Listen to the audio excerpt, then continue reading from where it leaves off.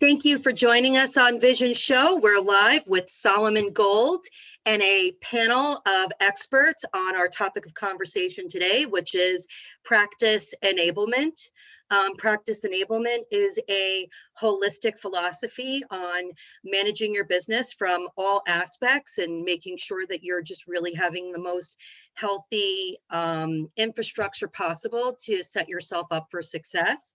And how fortunate are we that although this is a really awful time right now, we all do happen to be home and we have some amazing horsepower in this room. So I'm really excited to hear, Solomon, your take on practice enablement. I know you have a lot of different areas of the practice that you are able to kind of consult in, and also how all those pieces work together as a whole.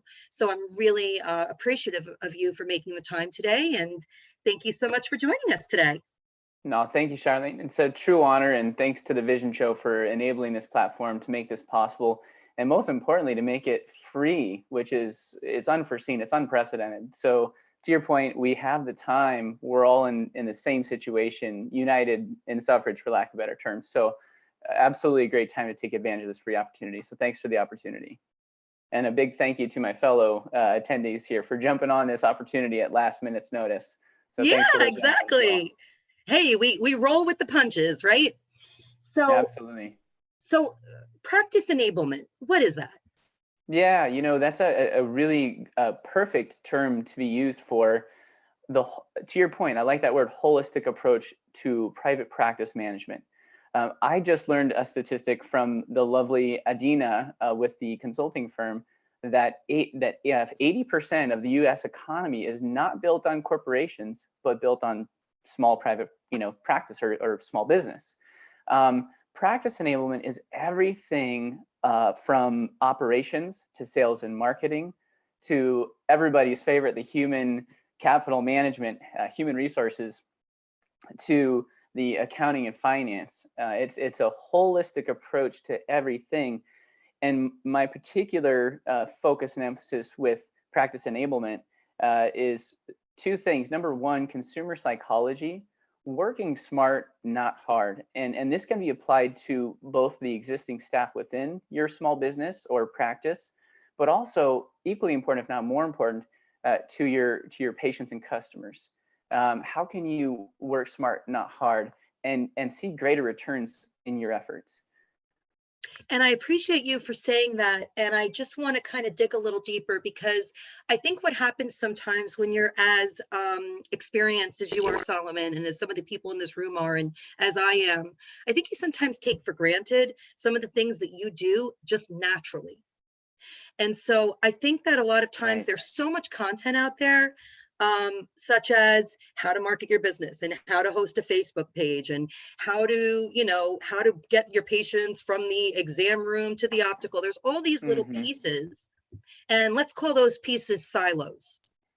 And so you can have the most amazing silo in one section of your business, but if you don't pay attention to the transitional processes that facilitate a patient flow from one step to the next, all of that hard work in that one compartment of your business could be completely for naught, because the patient experience slowly declines once you hit a moment of friction, if it's unidentified in the practice and it goes unchecked. And the biggest thing that you said before that I love, and I think this is a big missing component, and I know this without question because I come from corporate America. We all think, right? We all think that corporate America is just doing everything perfect, right? That's how they're billionaires, multi-gazillionaires, right? They just have everything all figured out. Right. Well, I can tell you from experience, nothing could ever be further from the truth.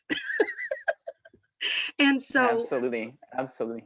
Human resource is so important. And I think what you said before about, resources, we all have time right now to not only develop ourselves personally, develop our practice personally, but maybe think about who was on our team before, who has more to give. How can I maybe coach and cultivate them and keep their head in the game while we're in this transitional period, So even if they're like on furlough and they're going through unemployment, it doesn't mean that they're not still loyal to you and going to come back when this is all Correct. over. So I think practice enablement was always important, but I would love to hear and open up the discussion to anyone that wants to chime in on how do you believe practice enablement will play a role in the re-emergence of our industry as a profession? Absolutely. Adam, if you feel comfortable, I'd love to hear you kick us off here, man. You're a king at this one. All right. I think when you are being a doctor, there's a doctor hat and there's a CEO hat. And sometimes we can just go into the office and we're just a doctor. We see patients, we bang them out, let's go. And then sometimes you need to be the CEO and you have to think bigger about your business. And the only thing constant in life is change. So the fact that there's some change now, okay, now that opens up the doors for things that were not possible for us to imagine. And there were some industries that were not as on board with telemedicine, as on board with going online, digital interactions with patients, with consumers, as they are now. So now there's going to be an influx of cash, there's going to be an influx of money into some areas that now will allow those segments to develop. So what optometrists in the past pushed away that we are now bringing close, I believe when this is over and we're able to get back to some sense of normalcy, the way we interact and engage with patients is going to be different. And our goal and our job as the CEO of that doctor practice is being able to roll with the changes and say, okay, this is the new environment that I am in. And now that these are the new rules. So, my book, Play Chess, Not Checkers, Practical Guide to Warm Start Your Dream Optometric Practice, is talking about playing chess. And there's a chessboard. And the first part of the book is saying, you need to learn the rules of the game. The rules of the game changes. So when the rules change, like they had the new Uno that came out and they had all these new pieces and these new ways you can play Uno. And I'm like, I never played Uno like that before. But the rules are changed. And now once I learn the rules, I can win and succeed at the game. But you can't try and use 2019 rules to succeed in post-COVID-19 America, post-COVID-19 healthcare. So you can be mad about it, you can kick and scream, and you can say, woe is me, and I wish, and this should have been, and it's not fair. But at the end of the day, it is what it is. And the best people that can adapt to change in a new environment and who can adapt the quickest, because we are in a rush to adapt environment. Those are the ones that are going to be able to succeed because they took a time out and they said, let me learn the rules of the game. And when the rules change, then I adapt to those new rules, and whoever can crush it and succeed in the new landscape are the ones that are going to succeed, because there are some people that are going to come back out and trying to do it business as usual.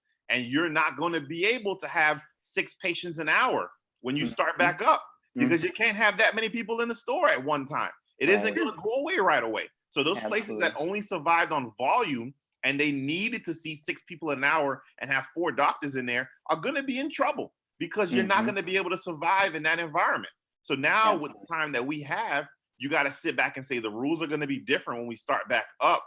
Now, how do I succeed in that environment? What changes do I have to make to my business structure? And what changes do I have to make to the way my business operates so that when we start back up, I can then succeed in the new environment that's there? Yeah, that's beautiful. The biggest thing you touched on there, Dr. Ramsey, and I think you're very fortunate. I don't know if this is just your genetic makeup or just your learning over time as an optometrist, but you'll find the common thread between all of the influencers and exhibitors that are part of Vision Show is that they're leaders, they're innovators, and they're entrepreneurs. And entrepreneurs, they don't see obstacles, they see opportunities. I said this earlier. And I think a lot of optometrists and opticians and eye care professionals in our space, they've never really been forced to be an entrepreneur. I mean, I know so many people that they have very successful businesses, even though they don't really know that much about business, just because they're really, really good at what they do. And they were able to find a really good location and they were able to keep their doors open. like, like as long as you can turn your turn your light on every morning and say you're open, like you're good. But this is a reset. You can't assume, and I love what you just said before, because it's absolutely true, Dr. Ramsey. You can't just assume it's going to be business as usual after this. You've got to be planning for the after. So, I'd love to kind of take that and throw out another question to you guys is, what are you doing and what can we do to plan for the after? Absolutely. I think for this one, if Daryl, if you feel comfortable, brother, be safe driving, of course, but if you don't mind tackling this one, that'd be awesome. Yeah, well, I mean, I think, COVID-19, this is a terrible, terrible thing. But the one thing is, it's really, truly exposed everyone in optometry, right? A lot of people felt that they were, as you guys had mentioned earlier, a holistic business. They had everything down from the marketing aspect to patient flow to everything, right? But now it's exposed everyone. I mean, I had a class the other day that I was teaching down at Seco, and there were people in there that didn't even have a social media account. They didn't have a Facebook. They didn't have an Instagram page. So, this is one of those things, guys, I apologize. I'm gonna have to put this on pause right quick. Oh, you're Adam, good, if you don't mind picking up for me, man. I'm sorry, guys. You're good. No, you're good, man. Thank you. Actually, if I could just pick up where Daryl is, I said before that my comeuppance in this industry was in corporate America. My role was always as a salesperson. So I always had the privilege of a corporate powered marketing company and, fulfillment company and all of those things. So when I decided to go into business for myself, I didn't have any of those things. And I decided that the biggest need in the industry was where I wanted to position my business. And I felt the biggest need was sales and marketing. Exactly. So I was in that kind of imposter mindset in the beginning, like, who the hell am I to be developing a marketing company? And I just thought for sure that everybody in this industry had like a full-fledged marketing agency. And I was going to be up against these really like powerful, like, corporate styled agencies. And still to this day, I am flabbergasted. Yeah. Yes. Actually, we're very lucky as an industry that we weren't in the position we were in before this whole COVID thing 10 years ago. It goes to show you how much people really value that personal element to their eye care that we weren't that we weren't disrupted 10 years ago. Yeah. But we can't take that for granted, especially not now, because people can't connect with us like they used to.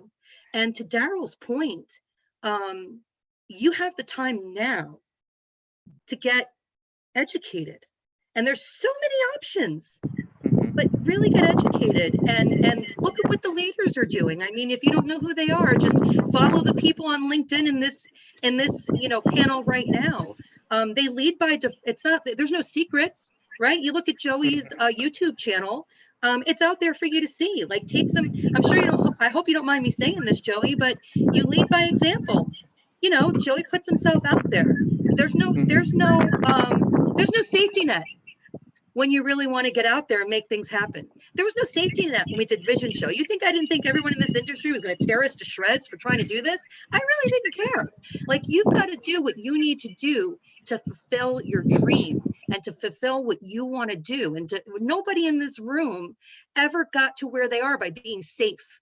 And it is more important now than ever to tap into your fearless warrior and right now get your head back in the game. Not when the government says that the world's turned back on. Like, you control your own rules. Absolutely. I couldn't agree with you more, Charlene. And I also, with what Dr. Ramsey mentioned with the skepticism, or, not being able to go back to standard operations, I think there's going to be a consumer hesitancy post-COVID as well. I think there's going to be a lot of skepticism going into an office where you are literally 6 inches from your doctor's face.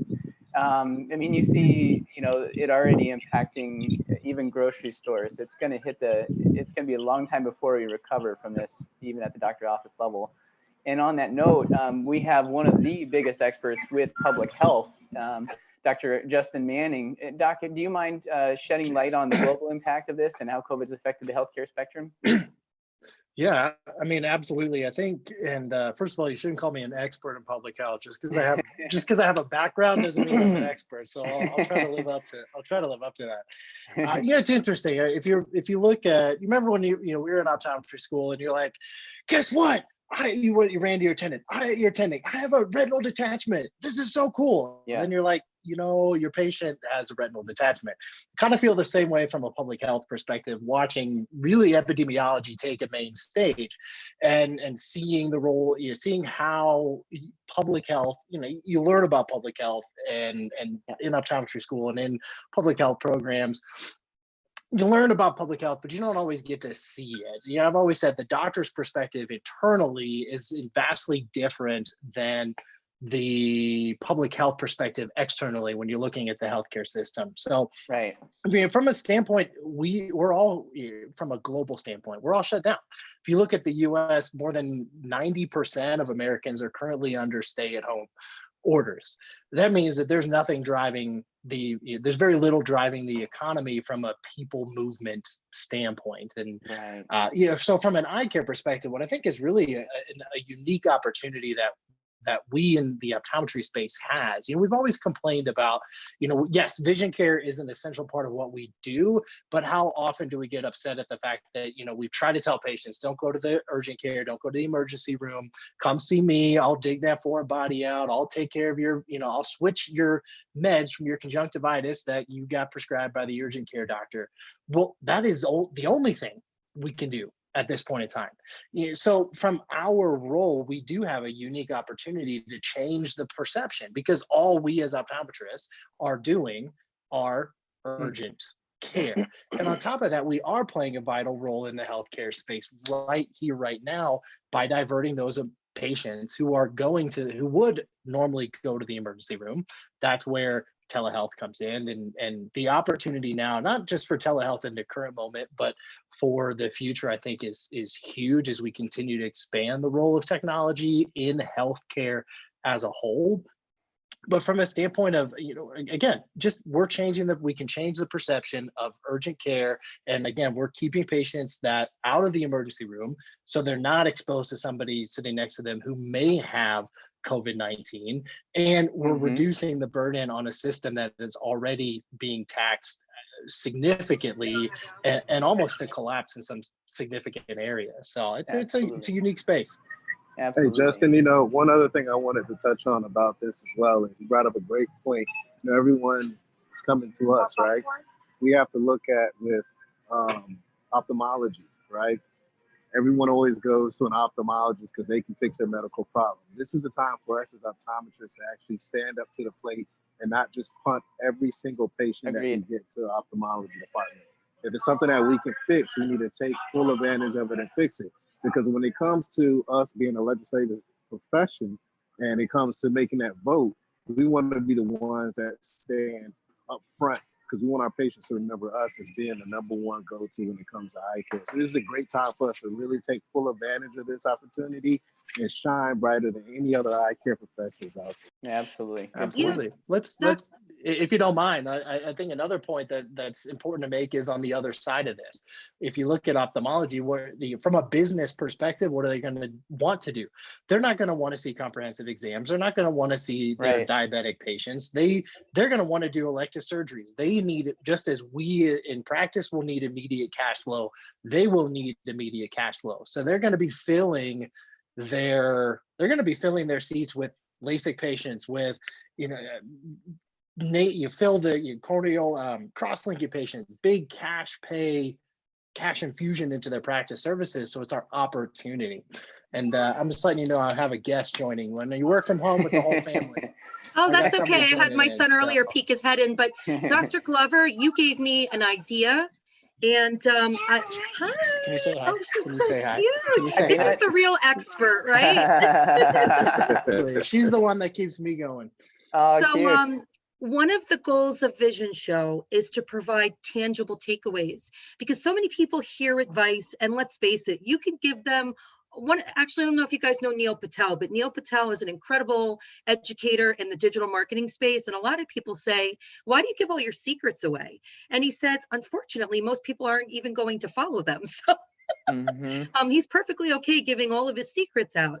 But in this case, we want people to follow them. So I believe in tangible takeaways, which is how do you take this great information and put it into an actionable item? You gave me a great idea, Dr. Glover, in that I strongly believe that there is a major gap between people understanding all of the important things they need to know about their vision and how to be aware of, like, for instance, if you're a parent, if maybe your pediatrician missed something and your child has early onset of amblyopia. My child was legally blind at the age of 7. I had no clue.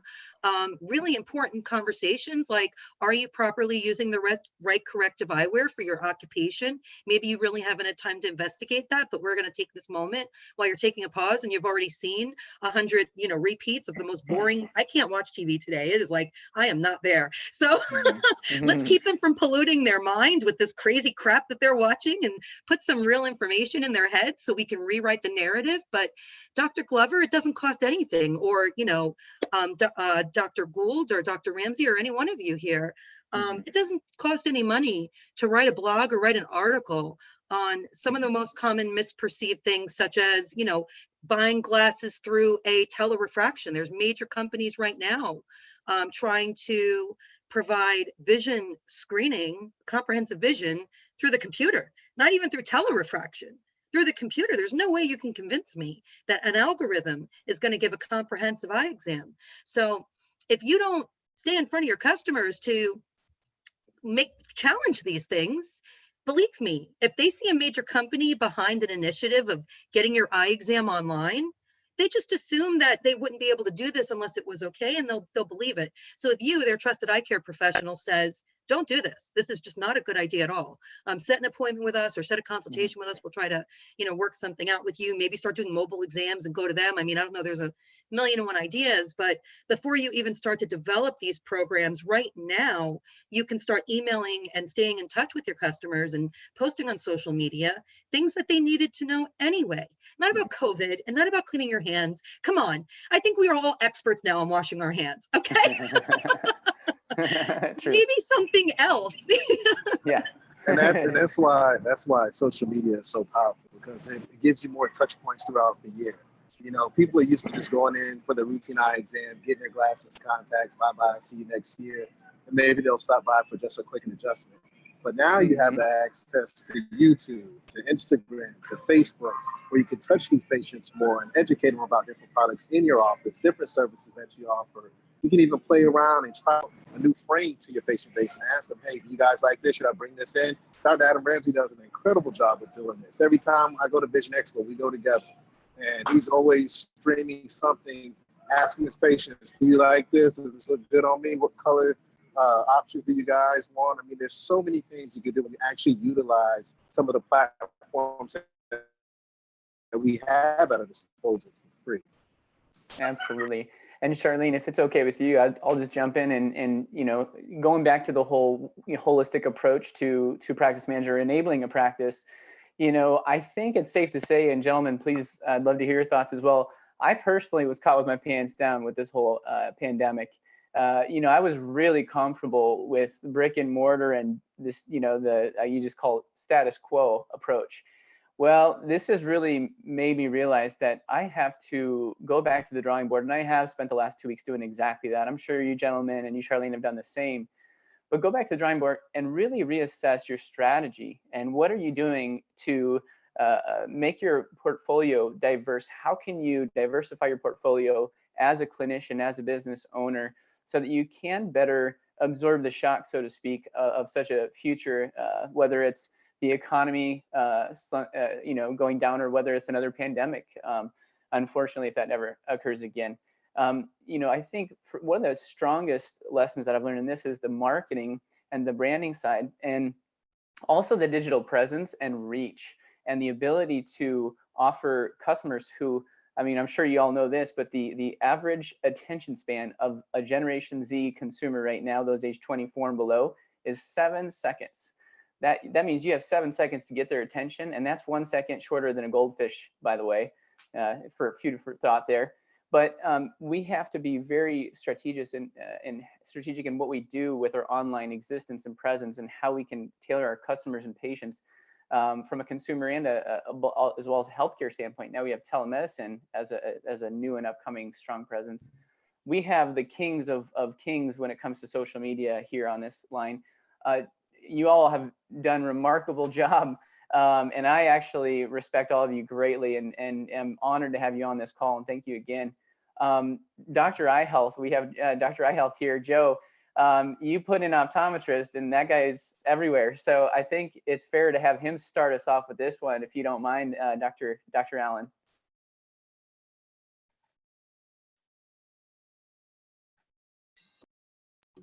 There we go. Are we on now? Yeah. Thank you so much, Saul. That's very kind of you to say.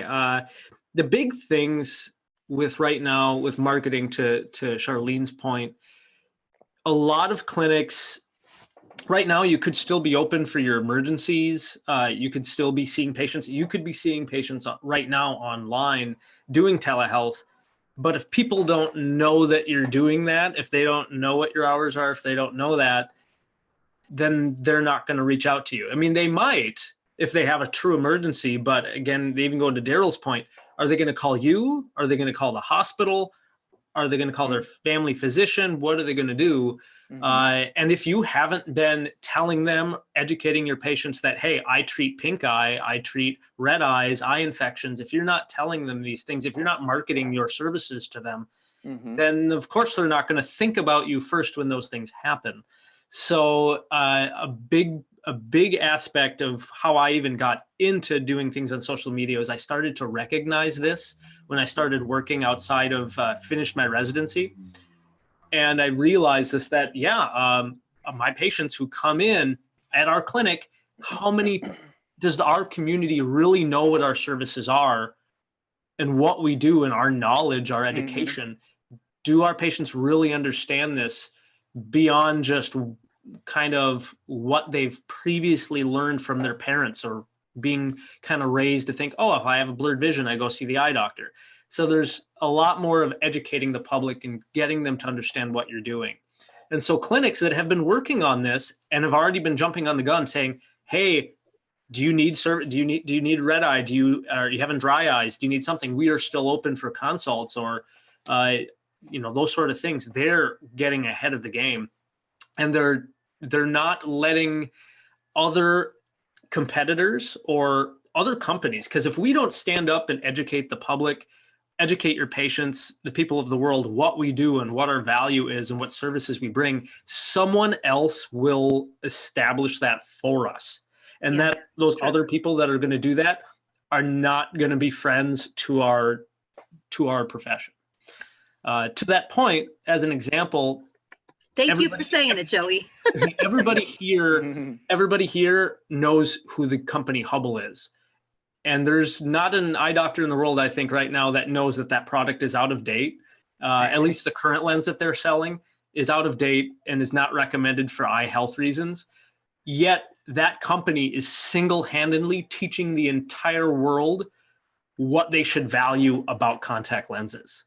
And they're also teaching them that they don't need to see us. Although it's illegal for them to market in the United States and just give people these lenses, they still do it anyway. So they, because of their reach and how big they are single-handedly changing this paradigm. And so it's a kind of it's a big issue. I think that clinics who are using social media right now have an upper hand, but it's not just one person here and there is not going to be able to defeat the overall kind of machine that is fighting against us. And that's I love that you made that point, Joey. That was why when Aaron and I first formulated this idea, and believe me, it's already we literally launched live 3 weeks ago. And in that short amount of time, the fact that we've attracted amazing, power like you guys is amazing. But we started with that exact philosophy. OptiZoom has a lot to offer that's just makes sense. And so does Optical Near Me.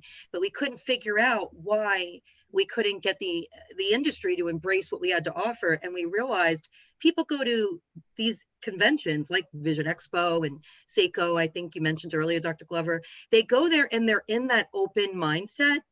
But if they're not in there with the booths and the noise and the everything, that whole engine shuts off. Like, that's it. Like, you absorb here and then you just turn your brain off for another year.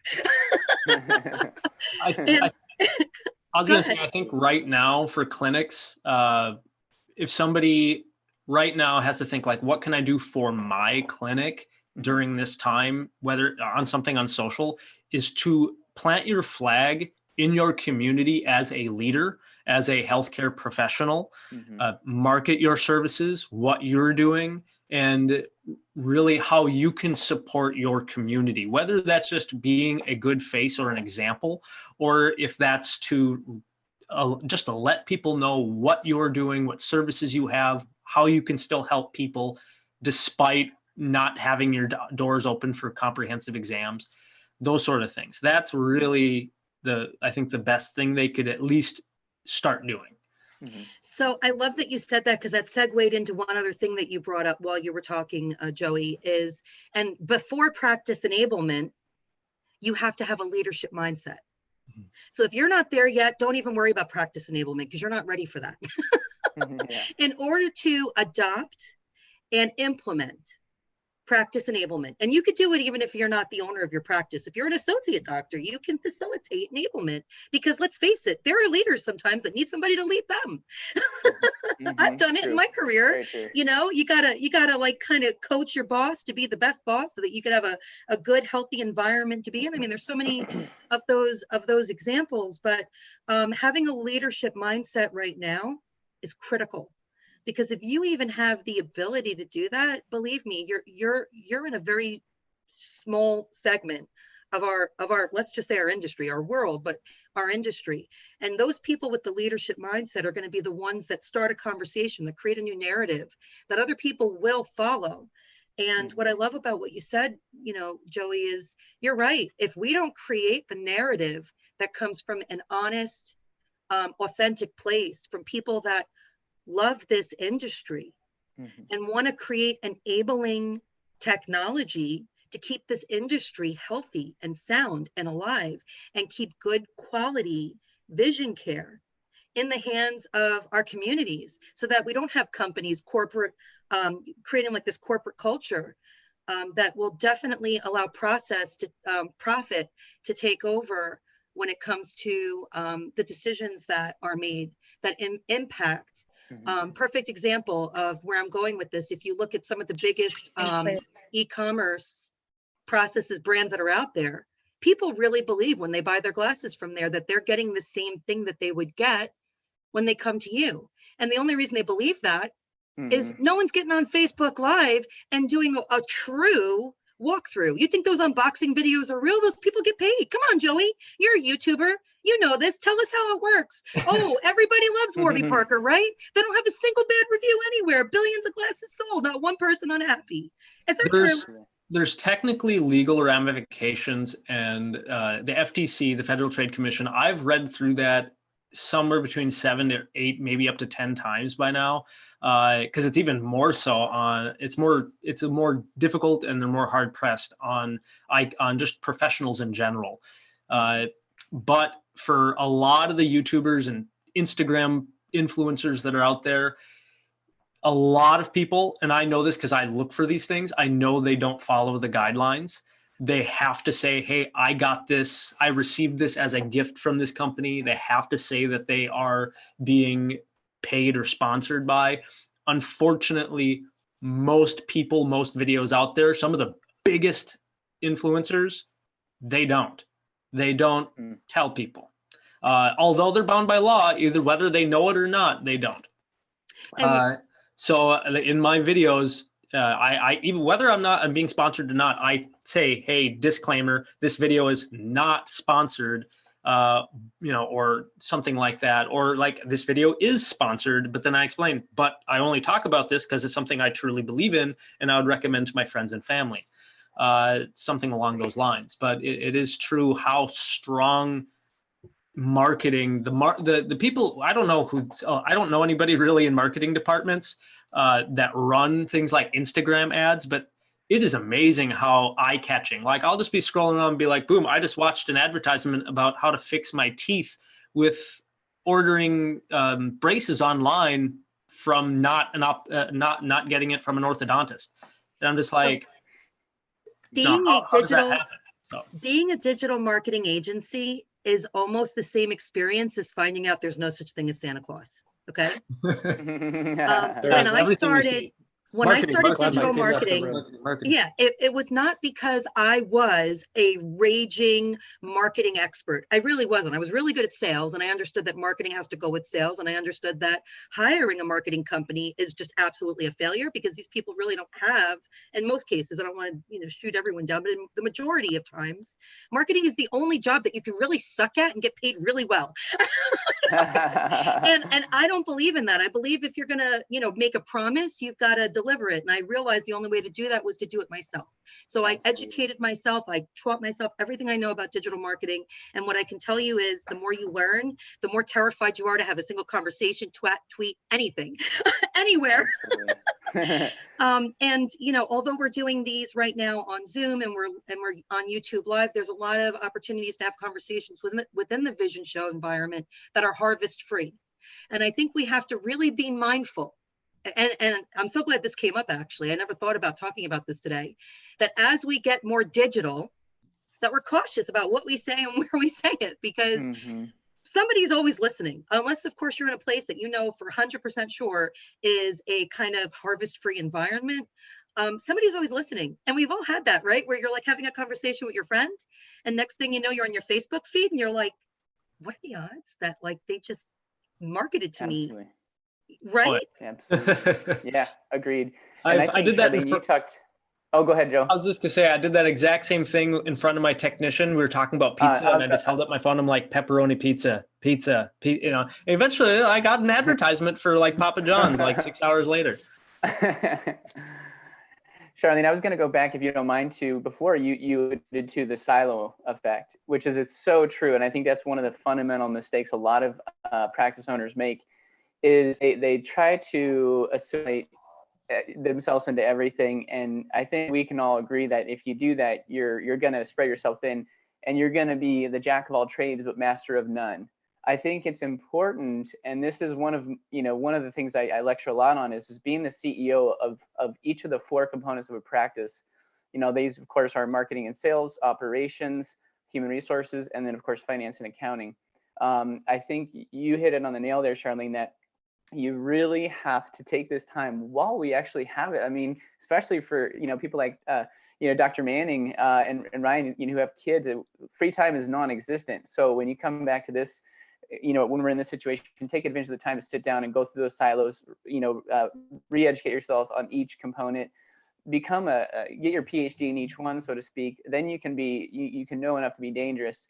And then the other thing I just want to jump in real quick and throw out there is, you also hit on this, Charlene, it was actually Dr. Allen talked about, being a leader in the community and just representing yourself as a clinician and a healthcare provider. I think one of the biggest things we can do post-COVID, or even while COVID is transpiring, is prep our teams, prep our staff, and of course market this digitally. What efforts you're going to be making in preparation for reopening your doors? What efforts from a sanitization standpoint? What's going to be required? What will the operations be like compared to before? And I think branding is a big component of that, and how you brand yourself and represent yourself. Dr. Harbir Sion is on here today, and he is absolutely wonderful talking about branding. I'd love, Dr. Sion, if you don't mind, if you can shed some light on that as well. Absolutely, yeah. Thank you for having me on. Sorry, I was a little out of commission there for a bit. No worries. But just like you said, Saul, I think that every healthcare professional who has any kind of retail component to their business, which of course we all do here, should be looking at how they are branding themselves. And branding is sort of maybe a fancy, more layered kind of version of your reputation. It's what do people think when they hear your name or see your face? And we, for decades, have just been thinking about branding our clinics, and we have a group of people here who are amazing at branding themselves as individuals, and that's what I've been I've been talking to a lot of ODs about lately, is, what are people thinking when they hear your name? And just like what Joey was saying is, what kind of reputation do you have in your community? Because that's going to then help you reach more people and bring more people in when we do, of course, get back to some form of normalcy after this is all done. But I think it's truly important to go beyond just trying to market a business, your clinic as a business online, because of course there just a sea of things out there, other businesses, and it kind of gets lost. So when you start branding yourself as an individual, letting people know who you are truly and authentically, it'll draw people into you a bit more and help you brand your market your clinic, your practice as well. And just on that point, Harbier, one of the things I've learned in branding is that it's really important to remember who your customer is. It can't be everyone. And if your customer is a very specific audience, you have to make sure your branding is aligned with that, because if you try to market yourself to a patient base or a customer base that just isn't aligned with your business, it could really throw a wrench in your works. And I think a lot of the majority of practices were probably in that exact position. We all have that patient or customer that comes in and you're like, oh God, please no, not today.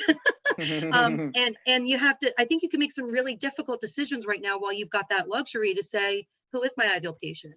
And what is my ideal process? And who is my ideal employee? And who is my ideal manager? And really dig into the very micro mechanics of your business and what makes your engine run. And where did you see most of the friction happening in your business? And what can you do to isolate that and address it? Because you've got plenty of time to do that. Don't wait. Because if it was bad before, believe me, it's not getting any better. You're going to have less people, less time, less energy, less practice. We all do things by default.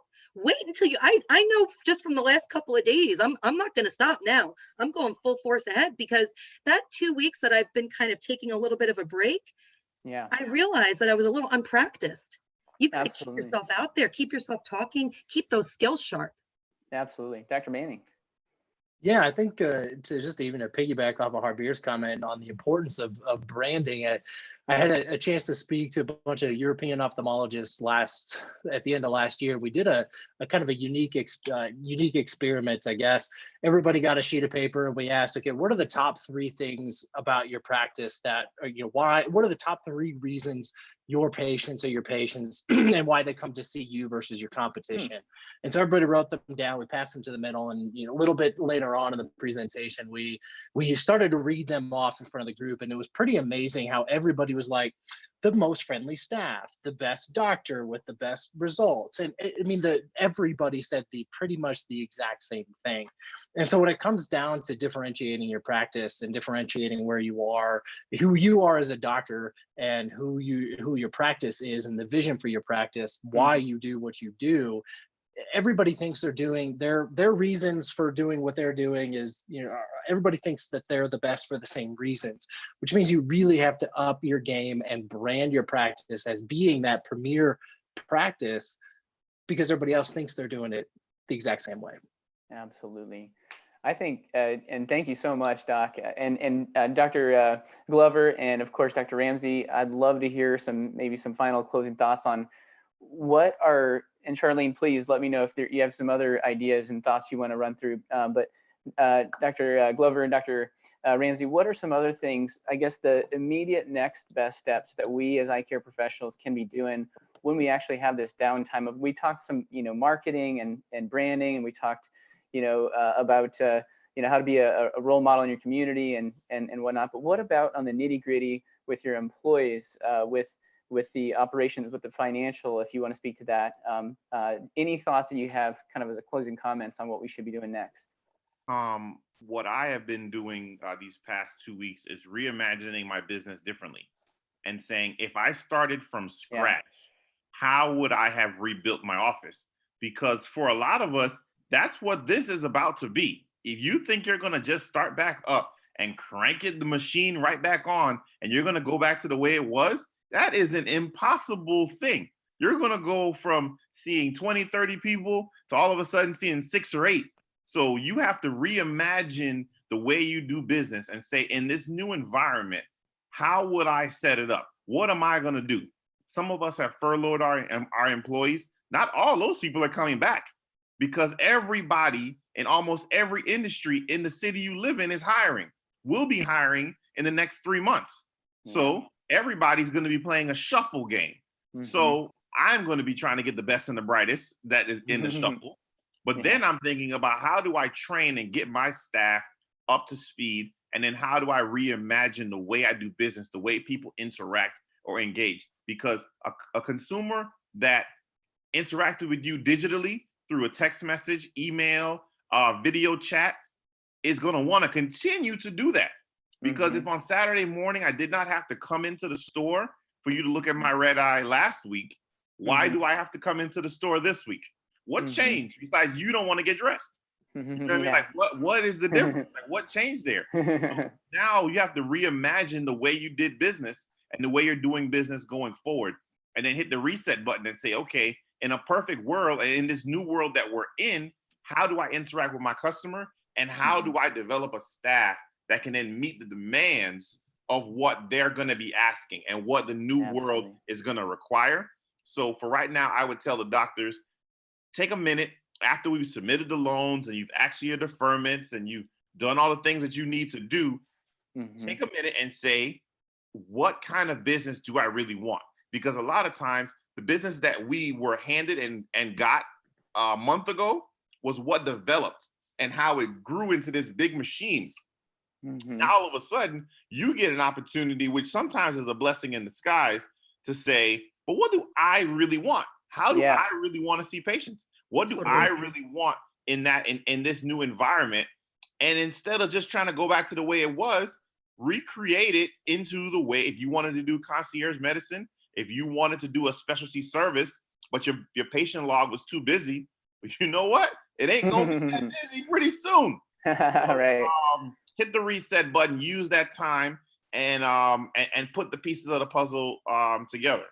Absolutely. That was unbelievable. And Dr. Ramsey, I'm not shocked to hear your take on that, just having watched you, but that is the exact message that people really need to hear right now. Everyone is waiting. What the hell are people waiting for? This isn't like a race where everyone's sitting at the finish line and somebody's going to crack the horn and say, go. No. Didn't Adina say, Charlene, get off the bench? And what was her quote there? Oh, Adina said, get off the bench and get back into the game. Yeah. So before it comes back.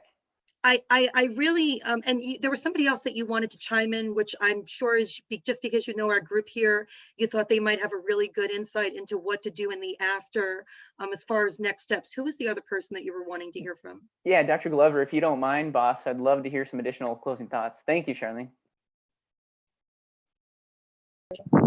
Yeah, can we repeat that question again? I'm sorry, I'm moving groceries into the car. I'm trying to multitask. You're good, boss. How is Dr. Glover going to rock the industry when this is all over?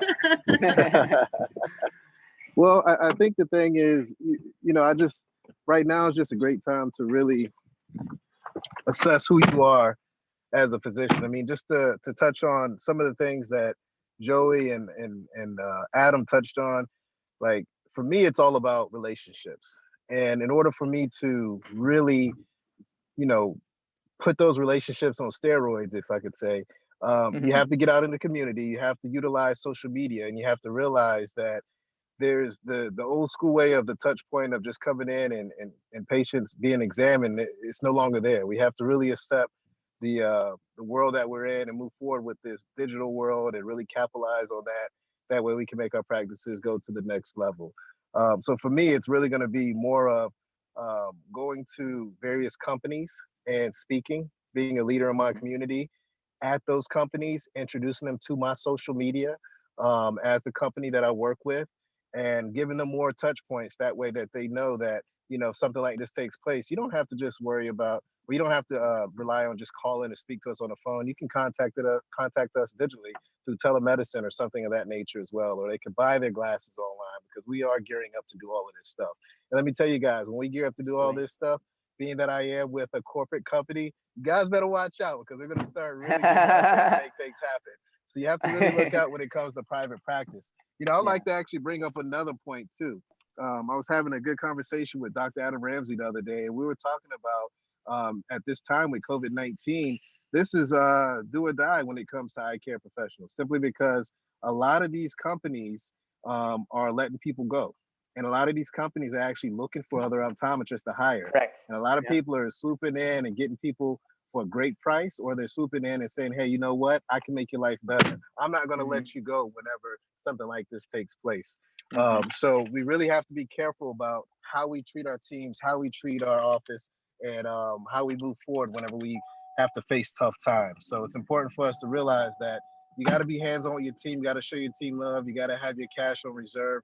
But, you know, we just have to look at things like that in general. Absolutely.